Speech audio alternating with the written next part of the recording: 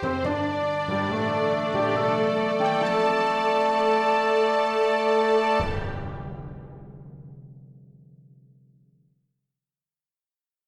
Story Seekers. I'm Ben.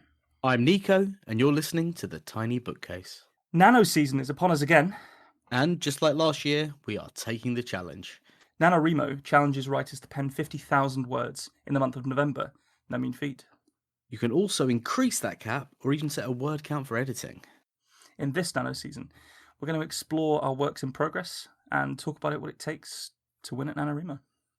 We are previous winners, aren't we? Last year, champions. Yeah, it's a bit of an odd rhetoric, that, isn't it? Winning. Yeah. It implies losers, doesn't it? Well, you know, everyone else is a loser. That's not true. But I think you can get I think we've spoken to people last year, and some people said that some of the things that they got out of nanos that they technically lost were better than the ones that they won. Like, you can end up in a hell for leather sprint, and the words just don't mean anything, and they ultimately evaporate from your final draft. So it's a bit of an odd one. So I think you've also got to set an internal goal as well as that 50,000. Absolutely. Which is in your example, to finish a book. I think finish your first draft. It's a really interesting one because that number's there, 50,000, but I don't think 50,000 words are the amount I need to get where I want to be at the end of my first draft. Right. So even though in theory I could lose NaNoWRIMO because I don't write that many words, I don't want to just cram extra words into a story for the sake of cramming words in. But it's very much their terminology, isn't it? They give you the little trophy sticker and all that. Yeah, I mean, we sort of went in. I wouldn't say naively last year, but there was a way that we approached it where we were just very sort of virginal about doing the NaNoWRIMO. Where it was almost like a very first time experience. Although I'd done it before, but it was your first time, and we also had other people that we were aware of that were doing it for the first time. This time around, it's a bit different, and we've actually spoken to some of our recent guests about it, including C.L. Hellison, who we had on not long ago, and they are doing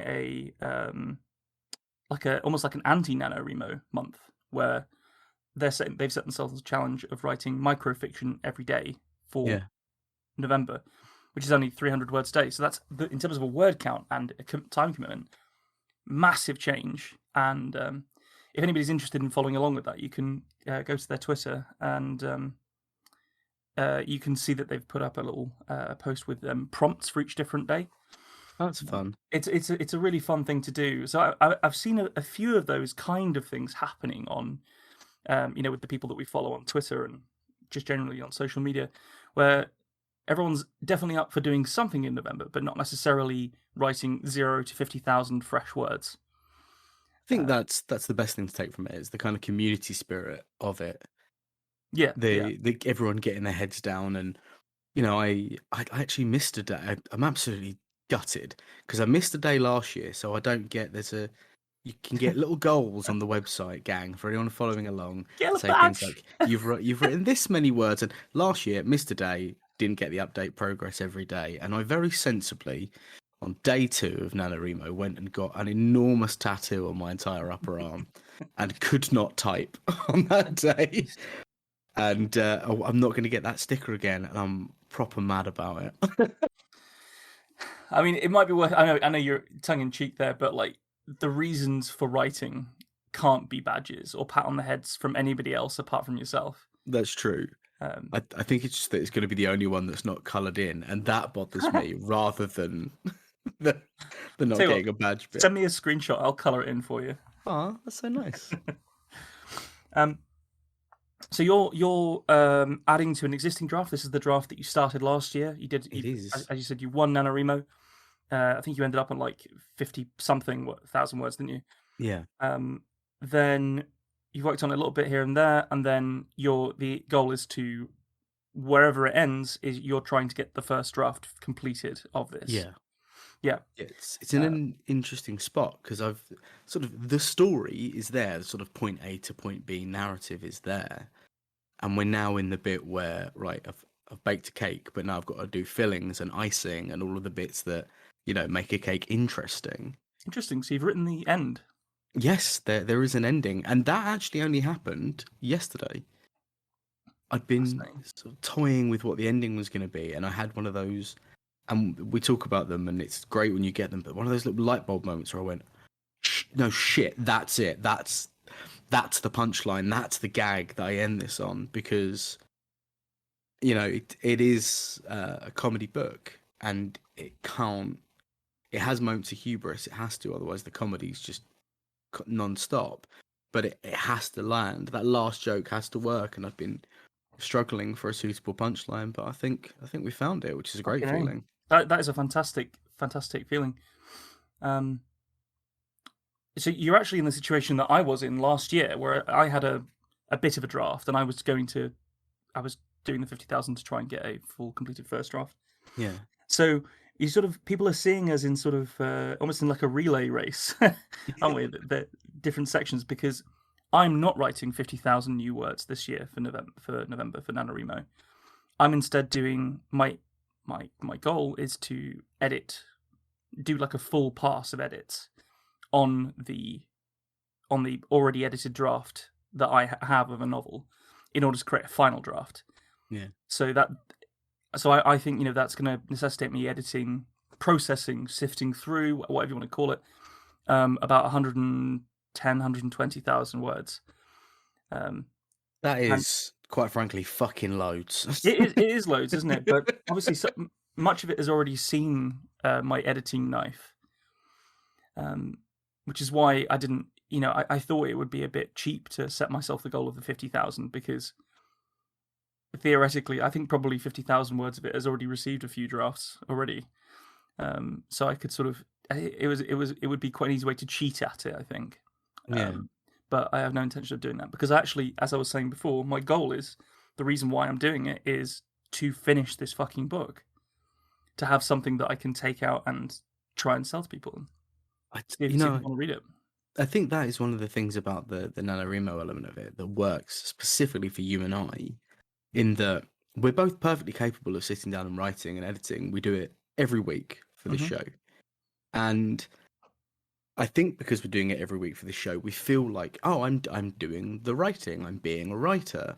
And as soon as you gamify it and you put numbers on it like this, and there are percentages, and you can see each other's progress kind of live, especially for you and I, it becomes real, and it gives you that little bit of extra drive to do it. And I mean, especially in this month where we're not writing our normal short stories, it means we're using the time very differently, actually, to how you and I would be actively engaging with our writing. And far more of it, the Yeah, time, I would say. so much more. Yeah, I mean, it's interesting, obviously, because we did get a bit competitive last year, but this one, I feel less competitive this year because I'm doing a Yeah, different task, if that makes sense. I absolutely get that. Yeah, I also don't feel that, last year it was, if I was 50 words short, I would write a 50-word paragraph of that sort of arbitrary 1667 a day or whatever it yeah, is. But the first day I wrote 1200, and I thought, that's good. I'm happy with what I've written there. I'm not going to push beyond that. And then today, I've had an absolute streamer, like steaming day, and done 3,500. mm, And I'm just as happy about that as I was about the first day. yeah. Because it, I assume you feel like it's good work. You've kicked stuff off. Yeah, I'm happy with Yeah, what's there, and that's what should matter. Like you said, not 10 minutes ago, it's the badges and the numbers are all good, but at the end of the day, you've got to be doing it in a way that makes you happy, yeah. and as a thing that you enjoy. And it's an interesting point of introspection, actually, to come back a year later and with a year more writing experience, and see how different it feels. It's Mm, it's cool. It's very cool. I'm glad. Well, we're gonna sort of generally explore those feelings as we get deeper and deeper into November, because we're gonna do a little nano season now. But the first thing that we're gonna do in this episode is we're going to read some of your work. Now, this is something that you wrote this yesterday, so this is fresh from Nano, straight in a first draft, spelling mistakes and all. Oh, I loads will. of them. Yeah. um, but this is what comes out of your pen during NaNoWRIMO when you're trying Yeah, to reach your word count. However, we're going to mix it up a little bit, and I'm going to read Nico's work, which is, I think, the first time we've ever done that. this is, yeah. Yeah. And the reason that we're doing that is to see whether stuff like characterization is coming across to another reader, and also just so I can give him some notes for a future edit that he's ultimately he's going to have to edit this this beast that he's writing. Incorrect. I'm going to edit 110,000 words really fast. It's going to go Control A, delete. Oh, people do that, don't they? They just throw away, they They hard have delete told us whole that, novels. yeah. That must feel almost nice. Do you know what I mean? That moment of like, Cathartic, certainly. yeah. I imagine it's what it feels like if you, for your whole life, you're afraid of like falling off things and heights, Yeah. and then one day you just jump. Now, I thought you were going to say, like, being a housewife with a terrible husband and one day killing him with a rolling pin. No, no, I went bleak with it. So we're going to go straight into a reading of Nico's work, which is going to be done by me. We'll see how we go. I'm a little bit trepidatious actually, because when you read out your own short stories in, you know, especially in our format, yeah, you can sort of miff a line or whatever, Fudge it a little bit, yeah. but you know, if you're reading someone else's work, it feels like you could screw it up a bit more. So I Get that. I really hope I don't screw it up for you. But here we go. So this is something that Nico wrote, I believe, yesterday. Yeah. Or was it? Yeah, it was yesterday, wasn't it? And it's chapter X, which is extremely mysterious because we Might don't know as well where tell this you falls. where it is. Yeah, we don't know where this falls inside his chapter structure. But the chapter is called "To Be an Orc." The orc, according to most human descriptions, is a hulking brute who will tear apart armies in great heaving swings, smash through your living room wall, steal all the biscuits in the tin, and kiss your wife on any pair of lips he so chooses. Maybe not even in that order. This description has, of course, been scaled back somewhat for this tale. Folk do not speak favourably of the orcs, allowing them instead to fill up all the dark spaces in the world. That bump in the night must be an orc. That rancid smell as you leave the tavern, orcs, obviously.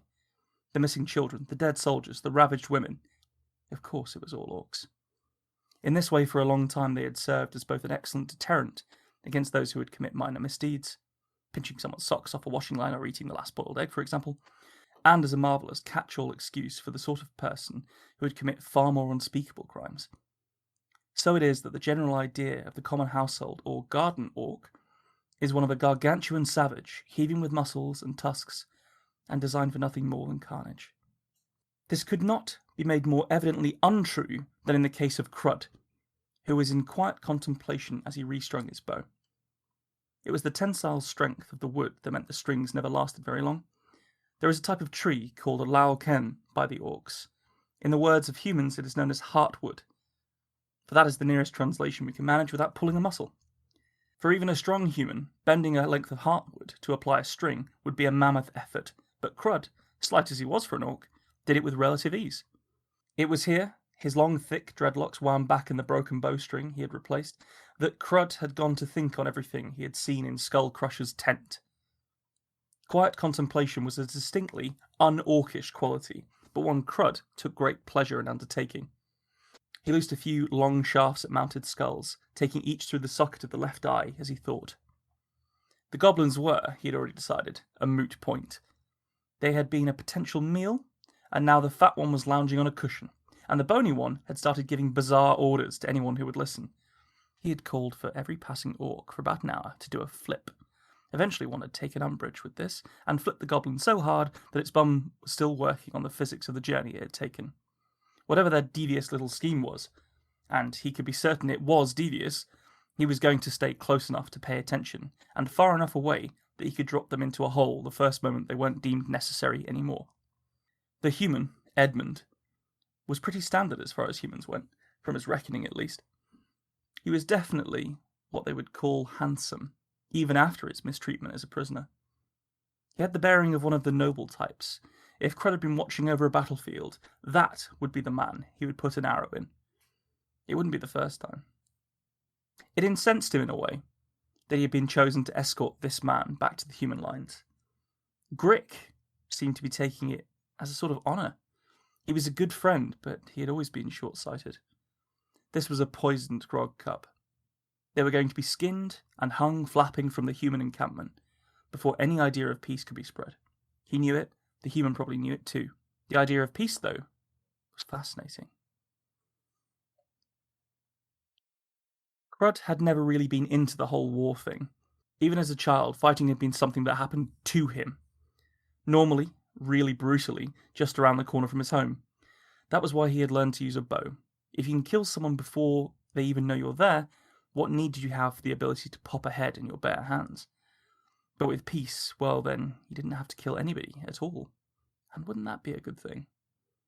His grandmother's voice rang in his head, reminding him of her wise words when he had been an infant. If you don't like someone, remember that sticks and stones may break your bones, but we've a whacking great hammer in the cupboard, and that will sort them out so hard they'll never get unsorted. She had been right, in a grandmotherly sort of way. This kind of behaviour is not limited to orc nanas, but extends even all the way to the fey elfish grandams. It said the grandmother of the great dark elf raider, King Phalanor Thrandorananil, had, "If you touch my sweet boy, I'll feed you your own knees," cross-stitched into her war galleon's sails. Violence had always, and without hesitation, been the cause of and solution to countless generations' problems. But what if that cycle could be broken, and everyone could go around not killing each other? As if to give credence to the theory, he let his aim pull, and an arrow whizzed over the top of the last skull, leaving it intact. We won't focus on the fact that the skull had, not 24 hours earlier, been walking around on top of a body and saying things like, "Pass the bread, please, Dave." If it was going to have been his, or even Dave's story, then we would have had to start it a lot earlier. "You missed one!" Grick's voice seemed to appear from nowhere. Silently, Crud cursed himself. Getting snuck up on like that was a death sentence if you didn't know where you were. And in a war camp, you never really knew exactly where you were, except in the shit. "Yeah," Crud conceded. "You never miss one." There was a long moment while Crud considered this. He had missed many shots over the span of his life, but not in a long time. That much was true. "Well, apparently, sometimes I do." As he said it, Crud tugged at the bowstring around his hair and let the strands fall loose around his shoulders. Grick had moved in close to him and looked at his face. There was an air of the predatory in the look, but this was nothing unusual. With a swift move, he shot a hand forward and shoved Crud. It wasn't with any great force, but it was well placed and sent his friend staggering back. Crud knew this game all too well. He was not in the mood to play. "Get out of your head," Grick said with a command in his voice. "Scout," he added. The tang of the military title adding insult to the peace-seeking injury.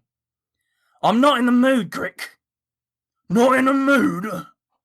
Grick squared up to his friend, before swinging a leg around sharply and dropping Crud to one knee, all the strength taken out of its lower left side. "Do you think a human knight will ask if you are in the mood?" Another cleverly placed blow came across Crud's wrist and prevented him striking in retaliation. "Even those goblins in there will not ask what mood you're in before they try to end you." As a final movement in his swift series of blows, Grick's knee came up, stopping just short of Crud's chin. "It's not fun when you don't fight back, mate." Crud leant back from the knee and stood slowly. His left leg felt as though the bones had been replaced with jelly. I'm worried, mate." "About the goblins?" Grick tilted his head a little as he asked, like a dog straining to understand its master. "About all of it. About the big human. About the chance we might have peace. And if I get this wrong, maybe we won't." Crud's eyes tried to bore into the ground. The light covering of snow seemed to glow as he looked through it. He felt Grick's hand on him again, this time softly on his shoulder. Crud, mate. We can only do what we can do. Skull Crusher gives us a job. We have to do it. And whatever way it goes, I've got your back. And you got mine. So we're all right, ain't we? The silence yawned between sentences. Well, as close to silence as a war camp can manage to come. The little noises of grog being drunk, axes being thudded through wood, and bawdy jokes being shared, rung through the air like the little patter of rain against canvas. That moment stretched towards awkwardness until Crud finally responded. This is going to be bloody dangerous, mate. Well, then stop missing your targets, and let's go change everything. Crud knew in that moment that Grick truly meant it, and that was the most frightening thing of all.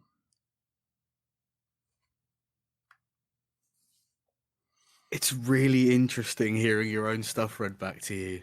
Yeah? Yeah. So just for the audience's sake, Nico has given me no notes towards character voices, intonations, nothing like that. It's that's my reading of his work. So Yeah. I hope I didn't fuck anything up too badly. No, you found it perfectly. I mean, the first thing I've got to say, it's really interesting hearing your jokes back in another person's kind of cadence, because it stress tests the punchline.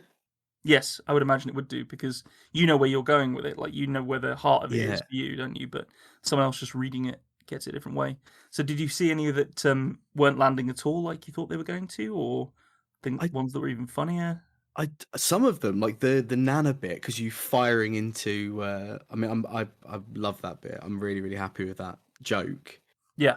But you firing into the Nan's voice there, I was like, oh, that's so good with that kind of, because you'd already established kind of how the orcs were talking. Yeah, exactly. That wizened, violent Nano, I was like, oh god, that really lands with the emphasis in there. So maybe it's even looking at a way to stress that. But I like that bit a lot.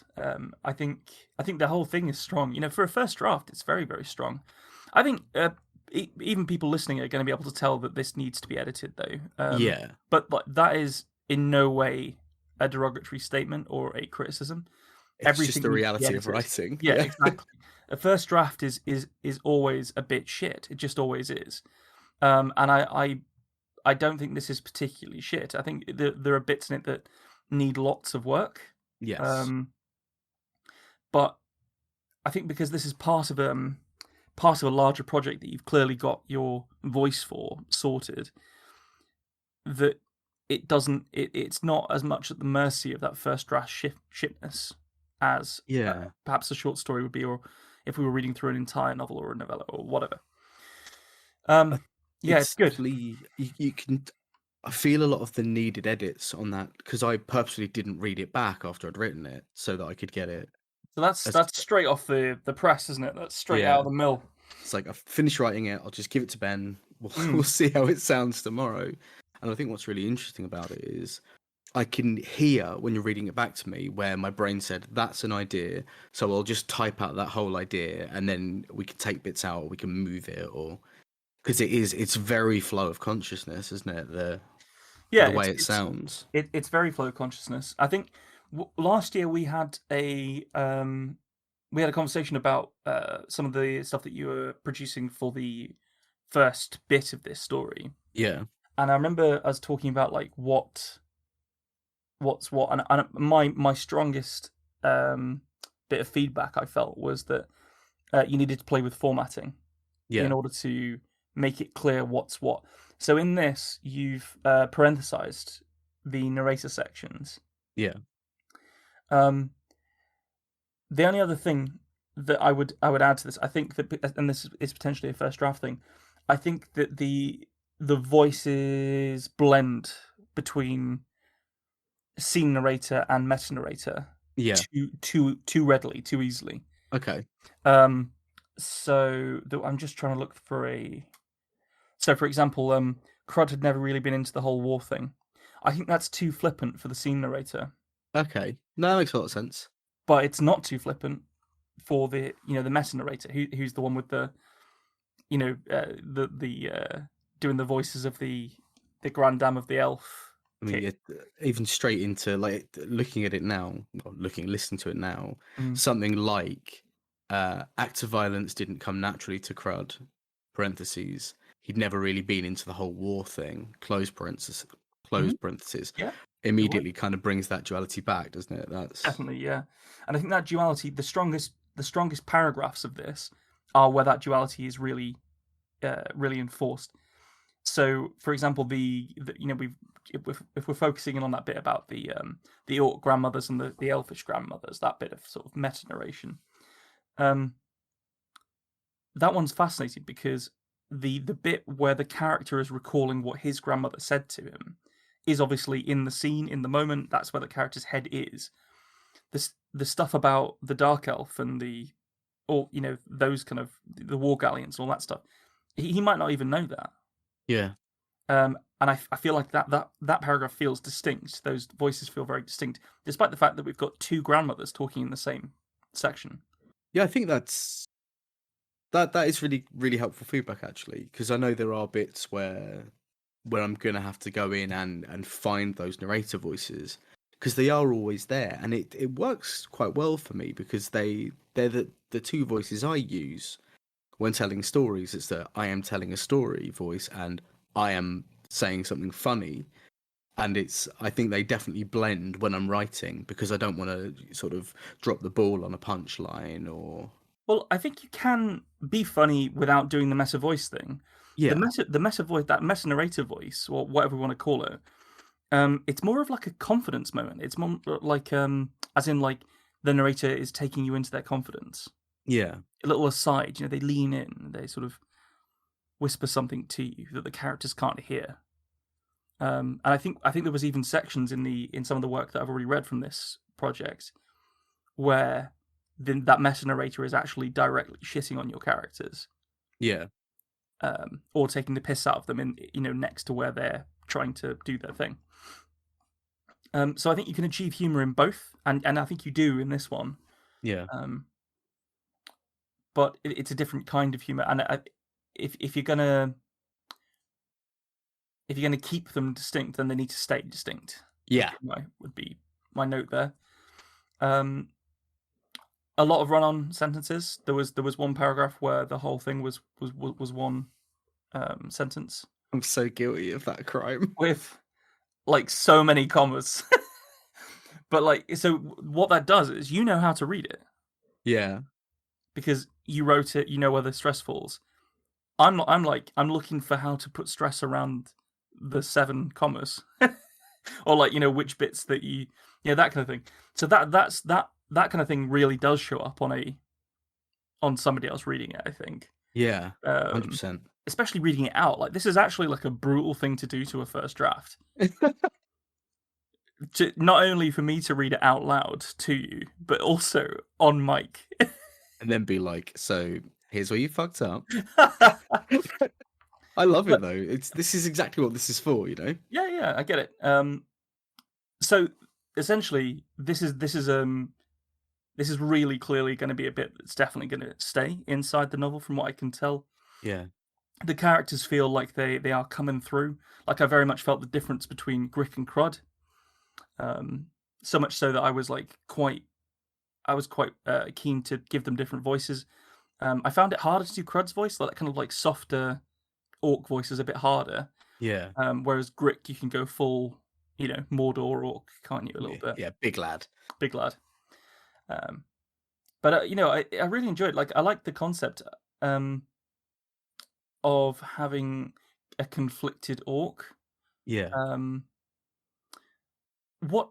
So this is a character that you've put into you've created this character in this section, correct? Or have they turned up? So both characters are Crud is a key character all the way through. He's one of, I'd say, the sort of main 4. Right. Because he is tasked along with Edmund, the human, of actually taking the goblins where they're meant to go. And there's a lot of stuff that happens to him, and a lot of development later. And it was only on coming back to it, I thought I really need to set him up to give him stakes because I know him because I created him, but the reader doesn't yet, and that's what this bit's really for. Okay, well then it's doing it's a very much like a building block sort of scene, isn't it? That character Yeah, introduction, character development kind of moment, where we find out why a character does what they do, and what other people think of it, and what they think of other people. And this does that in 1,500 words, yeah, which is very good. I think this section could be a lot longer. I would be tempted to edit this into a larger piece, yeah. into a larger chapter. Sorry. We were talking about those like run-on sentences that go into the paragraphs. Yes. I think I gave you this note last time. This must be just a thing that happens on your first drafts. But a lot of the sentences that were quite long could have been turned into 3 or 4 really good sentences. Like the Yeah. constituent parts, the ingredients for the interesting sentences are all there. Um, and I think that would lengthen it because Yeah. it's almost like you're just trying to get them out as quickly as possible because you're having so many good ideas all at once with every word that you write. So it's quite an exciting thing to read, I would say, because it's clear that you don't lack for any kind of imagination. I think that's clear after 2 years of writing short stories that you don't lack imagination. Yeah. Um, so yeah, I think it's an exciting thing to read. I think it's an impressive first draft. It's played with problems, but so that's what all first drafts are. Like all of my As it first ought drafts to are be, trash. Yeah, yeah. exactly. Yeah, it's good. It's actually really good to get. I mean, I'm going to bully you into reading the whole thing before I start editing it now. Give you a red pen, Mm, make yeah, you play teacher. yeah. But yeah, I think it's something that I'm going to have to learn to do a little bit better. Mostly because I've made up stories, I've written things, but what I've written mostly is short stories for this podcast. And it means that I'm absolutely brutal to myself with word economy, and I don't let anything play out slowly, and the pace is absolutely rapid fire all the way through. And I think Mm. I need some Well, practice in letting things sit and stew. And I think that's a fair appraisal. You often equate your method of writing to the way comedians tell jokes yeah, with like punchlines and stuff like that. So potentially something that you could think about is that the best comedians, the best stand-up comedians, allow a joke to sit. They sit in it. They sit in the laugh. They sit in the silence. They draw things out, and they trust their material. yeah, The starting comics that are nervous don't leave any silence in their set, and they just rapid fire through their set, desperately trying to get all the funny things out, trying to get that laugh, trying to pull that laugh from people. It, it's a fact that you are funny. yeah, You know that you're funny. I know that you're funny. You make every single person, pretty much, that we've had on this podcast laugh with your intended jokes, either just with your witticisms or with your written works. You don't need to prove it 6 times in the same sentence at the expense yeah, of the sentence. But that's why I'm saying stretch it out, because there's clearly lots of joke in there. So just sit in it, like just really sort of luxuriously allow people to live inside your humorous world that you're building. yeah. That would be my main. That's sort of my main note, really. Aside from the formatting between the meta narrator and the Yes, yeah, not formatting, the formatting, yes, but also the tone, because I think it's important for them to be a little bit distinct if they're going to be formatted differently. yeah. Then I had a few other little notes, which are just little things. Heartwood is a thing already. Oh, is it? Yes, Maybe that's where so I pulled it from. potentially, yeah. Yeah. So the heartwood is the wood in the center of a tree. So when a bowyer makes, Ah, so for example, someone making a longbow, they take a bit of the heartwood and a bit of the outer wood because they have different like stretch and bend properties to I make it. would bet my net worth that you've told me that once before, and that's why when coming up with a strong wood for a bow, Could be, I pulled yeah. that memory. Yeah, Yeah, so that might be just worth coming up with a different name for it, but other than that, it was cool. Like I like this idea that there's a kind of tree that humans don't fuck with because it's too hard to bend it, yeah, but orcs do.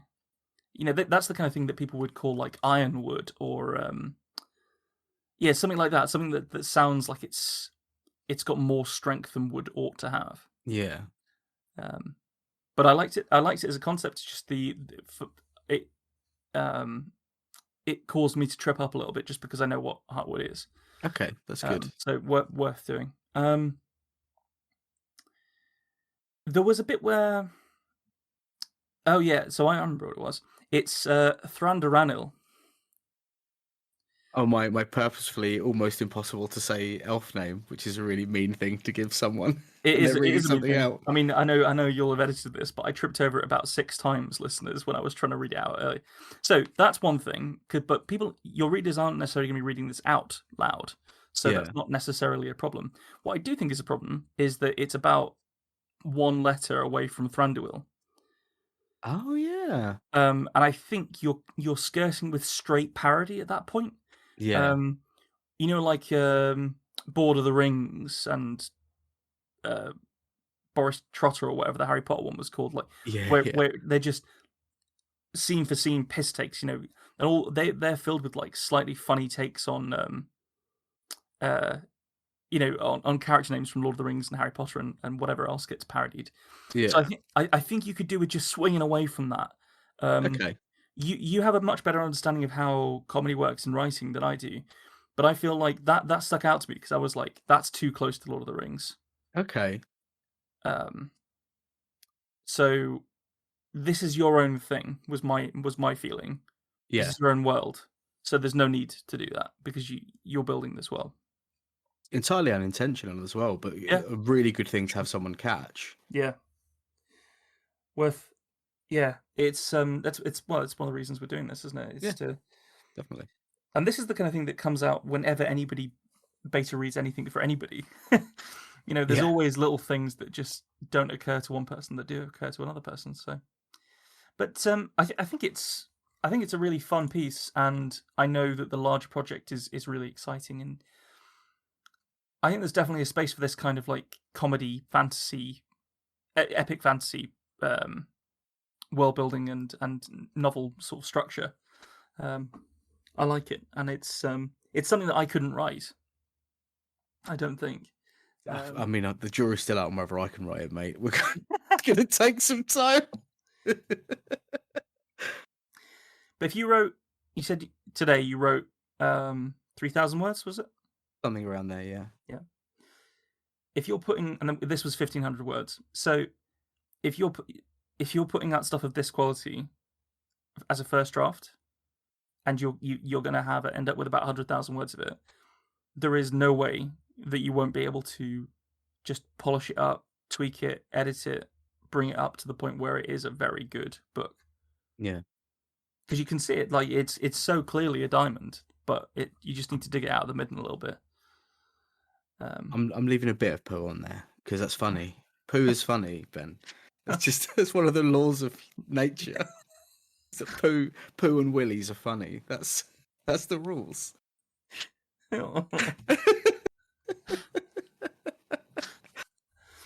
I am a grown man. Yeah, well, this has been a fairly brutal process, and I think you've handled it with grace and aplomb. So well done. It's Um, actually it's fascinating and really, first of all, nice because I know I can trust you and I know you'd only give necessary feedback. yeah, But also, it's great because you're writing this thing and it's just kind of it's sat there as a big pile of words that only you are really looking at. So mm, being able to give a bit of it to someone and say, "Look, I'm not mad, am I? This is all right." And then say, "Yes, you need to do this, but you're on the right path." I think that's invaluable as a tool. yeah.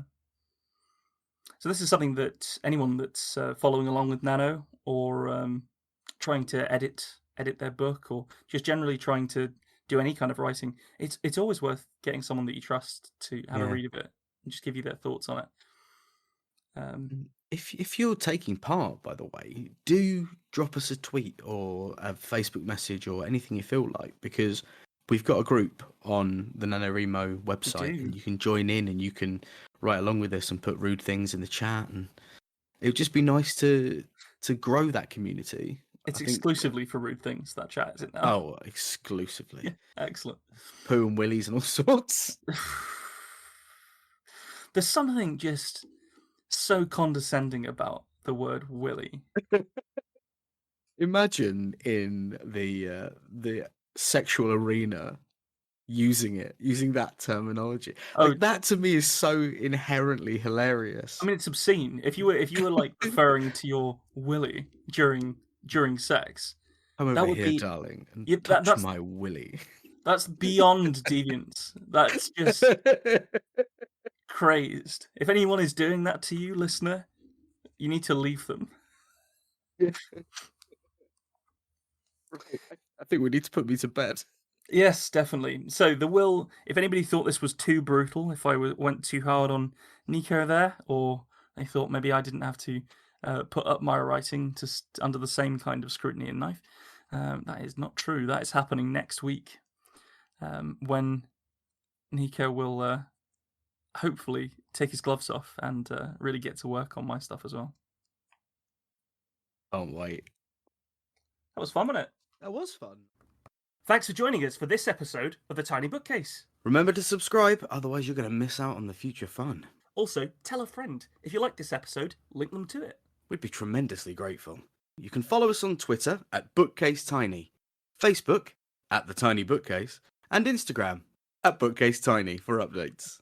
Speaking of supporting the podcast, well, magic can only take one so far. The Tiny Bookcase is supported by the generosity of its patrons. Those kind souls have really kept my belly full the last year. Let's cast a spell for them, shall we? For magnificent beardery, let's cast the Chinicus folliculale spell on Gary Laird. For rich ginger tones on the scalp, let us cast the Orangi Hedondo spell for Scott Byrne. And for general fabulousness, why not the Ooh La La How's Your Mother spell on Matthew McLaren?